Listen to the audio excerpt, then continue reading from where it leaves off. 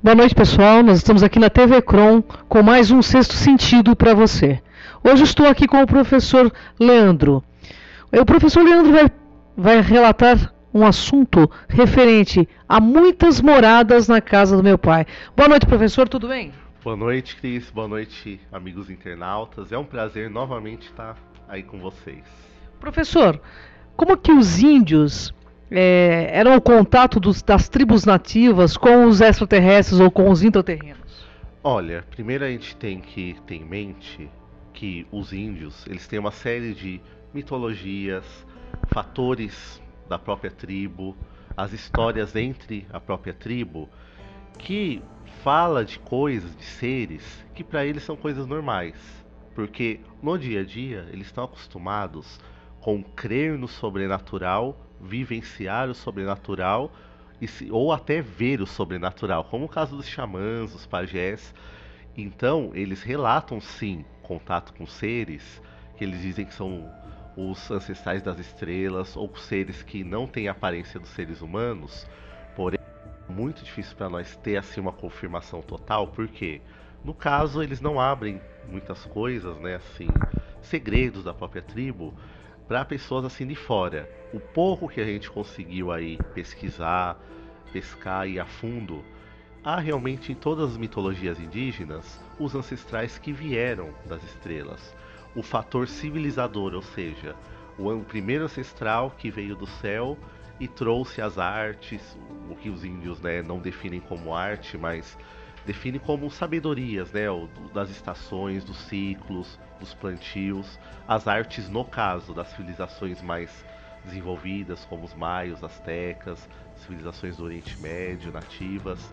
Então eles têm sim relatos de seres que surgem em luzes, de seres que surgem usando algum tipo de vestimenta diferente, que tem rostos, cor da pele, aparência geral diferente do ser humano. Porém, é engraçado que pro índio ele não distingue muito esses seres dos espíritos sobrenaturais. Porque se você pegar os relatos tanto da época paleolítica, dos desenhos das cavernas, de alguns tipos de seres, você vai ver que muito, porque com todo respeito ao Eric von Däniken, né, ao livro deles, eram os deuses astronautas, muitos daqueles seres que se assemelham a extraterrestres podem ser seres que eles viram, multidimensionais, que eles viram numa viagem induzida por plantas aí alucinógenas, por plantas mestras. Porém, há sim um relato, somente moderno, das tribos hoje em dia, de seres que eles afirmam mesmo serem das estrelas. Chegou no ponto que eu gostaria de saber essa história direito, professor. Existe uma linha da ufologia que fala-se muito dos reptilianos. Outra linha que fala-se muito dos intraterrenos. Outra linha que fala muito dos homens-pássaros. Outra que fala dos seres leopardos. Você, pela sua pesquisa, que eu sei que você é um pesquisador nato, existem esses seres? Todas as mitologias do mundo compartilham algum tipo, que possamos dizer, né, de simbologia. A simbologia, a gente tem que filtrar o que seria simbologia e o que seria realmente contato com algo sobrenatural ou que não seja da órbita terrestre. Porém, quando a gente começa a filtrar o que é alegoria, o que é mitologia, você mesmo pode constatar algumas coisas no Egito, nós podemos assim filtrar alguns tipos de história e ver o seguinte: há algo em comum no mundo inteiro entre essas histórias. Temos aqui nas Américas, na Mesoamérica, os homens jaguares, uma raça de seres humanoides com características felinas. Certo. E eles são seres que trabalham em prol da consciência. O que os índios, na realidade, falam sobre eles? Os índios, eles colocam esses tipos de seres ou como um elemento civilizador que vem ensinar algo realmente para eles, como um elemento que a gente poderia chamar de o demiurgo, né, digamos o opositor, né, ao primeiro ser criador, né, aquele que roubou o conhecimento dos deuses e trouxe ao ser humano, que também a gente poderia fazer outra analogia com uma revolta de repente aí de um ser de outra orbe contra um comando e para trazer a conhecimento ao ser humano, e também como um elemento simplesmente extraterrestre, alienígena mesmo, um ser que eles encontraram, que eles não conheciam, houve conflito, houve tentativa de comunicação e aquele ser desapareceu da mesma forma que apareceu. Então há os três aspectos, né, nas histórias indígenas. Esses são os povos jaguar, né, professor? Os povos Jaguar, né, que eu acabei de citar, são da Mesoamérica, né, região do lado dos astecas, dos maias, dos toltecas. Aquele tipo de ser humanoide com características de jaguar. Não podemos descartar, claro, de ser uma alegoria, porque eles adoravam muito o jaguar. Porém, é estranho que eles relatam esses seres vindo das estrelas, esses seres interagindo entre os seres humanos, entre os ancestrais, entre os anciões das tribos, histórias que são passadas de geração a geração dentro da tribo. Então nós temos aí em todo o planeta mitologias ligadas a seres ou que saíram de dentro da água, ou de aspecto de répteis, ou de aspecto de pássaros que vieram de algum lugar que seja ou do fundo da terra, ou do fundo do mar, ou no caso das estrelas, e trouxe algo de novo àqueles povos. Certo. Trouxe uma civilização. Professor, o povo jaguar então é da América Latina, pelo que eu entendo, né? Exatamente. Eles trabalham com essas tribos indígenas. Agora, e os reptilianos? O que o senhor tem a me dizer dos reptilianos? Que até a gente vê até um certo tipo de preconceito, né? Sim, sim.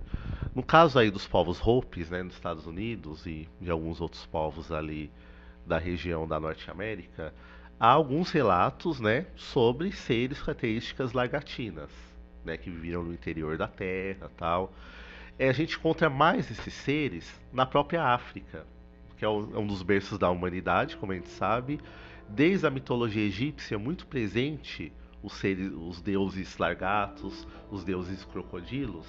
Até hoje, nas tribos mais descendo a África, entre os Zulus, entre as tribos ali dos reinos da savana mesmo, você tem relatos de seres que têm aspecto reptiliano, de seres com a pele de crocodilo, de seres que vieram de dentro da água, como é o caso do povo lá dos gnomos, né, do povo que fala sobre a história dos gnomos, que seriam seres que viriam de uma estrela que para nós é a estrela Sirius, né, eles chamam de outro nome, que são o povo Dogon. Então há esses seres sim na mitologia de toda a África, se a gente observar. O povo Dogon, eles são seres reptilianos. No povo Dogon, a gente poderia fazer uma analogia entre o reptiliano e o anfíbio. Eles diriam que seriam seres ancestrais deles, né, espíritos, como eles chamavam nas linguagens deles, porém que teriam vindo de uma estrela distante, que para nós foi identificada como a estrela Sirius. E que os xamãs, é engraçado, porque o sistema Sirius estelar Sirius, é formado de Sirius A e Sirius B. Sirius B é uma estrela invisível da Terra sem o uso de telescópios. A um telescópio comum a olho nu ela é invisível. A Sirius B porque é uma estrela anã, uma estrela muito pequenininha. E é uma estrela já super condensada, uma estrela que já está desativada praticamente. Os Dogons não só conheciam a existência de Sirius B, como os xamãs afirmavam que a estrela Sirius B, os xamãs do povo Dogon, que a estrela Sirius B, uma colher dela, ou um pedaço dela, pesava mais que todos os grãos de areia da Terra.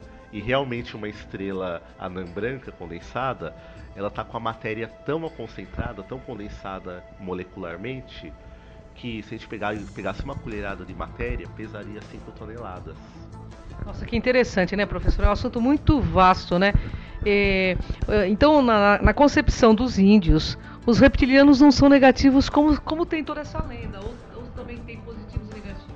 Sim, dentro das mitologias aí nativas, indígenas ou dos povos nativos, esses seres podem vir com as duas funções. Podem trazer tanto conhecimento, como devido a diferenças culturais nossas para esses seres, provocar guerras, provocar disputas, provocar algum tipo de briga com alguma facção daquela tribo. Porém, eu creio que sempre está mais ligado à diferença cultural mesmo, não a ser bom ou mal, bom ou ruim, mas há uma diferença cultural de povos e raças, né, que evoluíram de matrizes diferentes.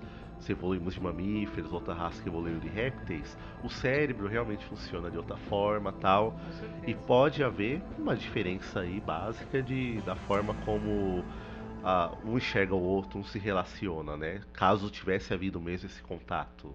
no passado. Professor, nesse momento, praticamente em 2011, 2012 que nós estamos adentrando, estamos assim à porta de 2012, fala-se muito dos Catinas, da tribo Hopi. Eu sei que o senhor foi viajar, esteve lá com os Hopis também.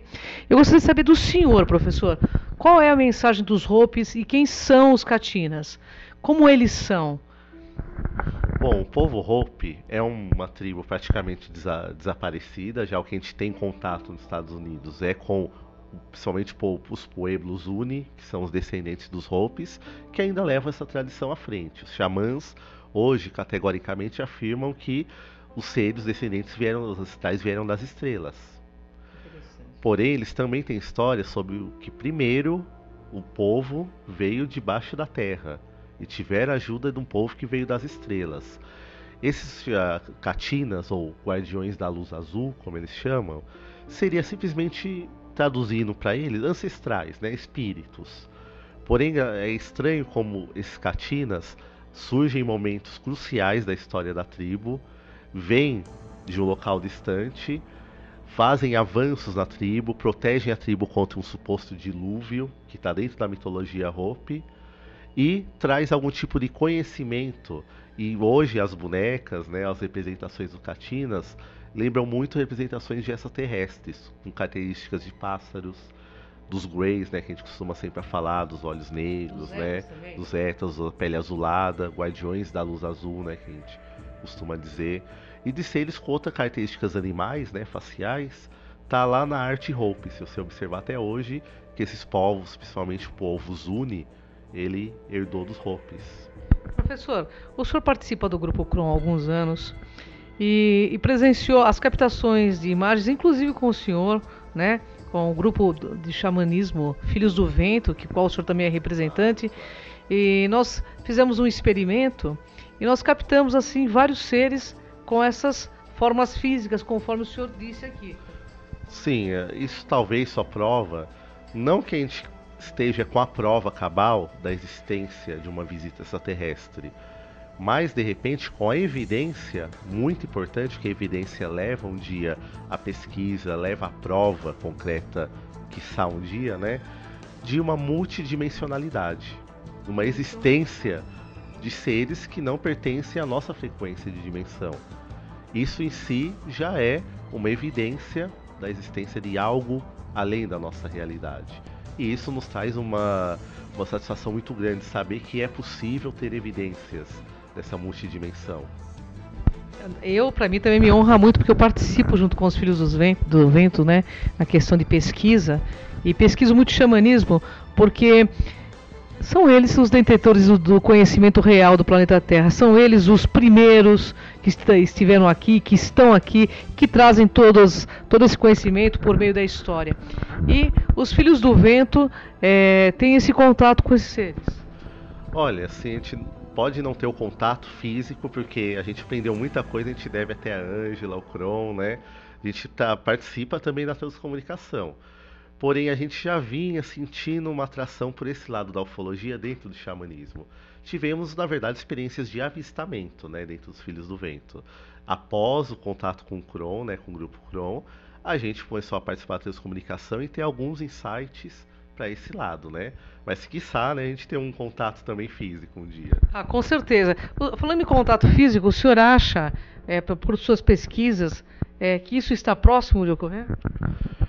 Olha, pelo que converge as profecias, todo o conhecimento desses povos, eles já estão aqui há muito tempo. O que falta, na verdade, é um parâmetro ético para o ser humano de saber reconhecer a diferença e saber receber esse tipo de informação, esse tipo de contato com maturidade. Então é o que eu sempre digo, o índio já tem essa maturidade, por isso ele já tem o contato. Então o contato com o ser humano já há. O que falta é o contato aberto, como que eu posso dizer? Aquela troca de informação, aquela reciprocidade, para que a gente possa reconhecer quem não seja da nossa órbita, do nosso planeta, como alguém que a gente pode trocar experiências, trocar contato entre civilizações, aprender e evoluir com essas lições de civilizações mais avançadas. eu creio que de todos até o índio já tem essa ética já. Então, gente, é um momento da gente aprender com todas essas tribos nativas, porque ele já tem todo esse contato. E tem mais uma coisa. Eu creio, no meu ponto de vista, professor, que essa unificação de conhecimentos que está ocorrendo neste momento só vem para dar um grande boom na humanidade. Porque nunca houve, né? Então né, esse momento onde a humanidade consegue fazer essa rede com todas as tribos, com todas as religiões, com todas as ciências. A física quântica costuma mostrar que nós estamos em um padrão de onda diferenciado.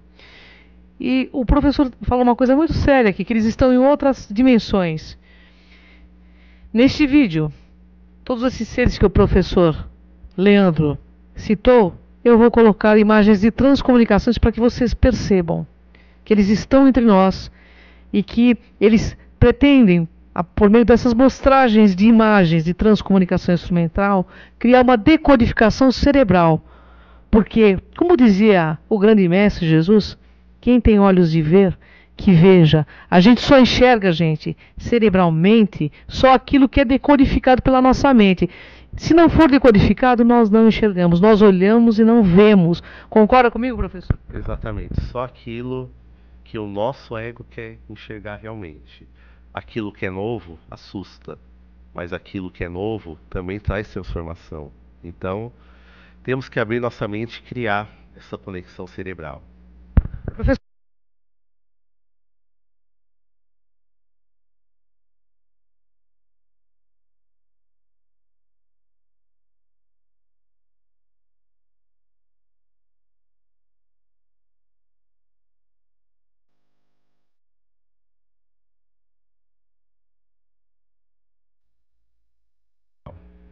Professor, deixa um recado final para os internautas e eu convido o senhor a falar conosco aqui sobre plantas de poder, porque eu já tomei o ayahuasca e é muito doido, viu, gente? Eu quero que vocês conheçam um pouco desse universo. Deixa sua mensagem para o nosso internauta. Bom, gente, como a gente sempre diz dentro do Grupo Kron, dentro dos Filhos do Vento, não creia em nada do que a gente disse aqui. Pesquise, constate, viva, porque o momento é agora. O momento da humanidade começar a se abrir para novas fronteiras, novos conhecimentos, é agora. Então, sempre continue caminhando. Obrigado. Tenham suas experiências pessoais. Uma experiência pessoal vale mais do que 1000 livros. Experimente, procure conhecimento. Usem o conhecimento em prol da evolução.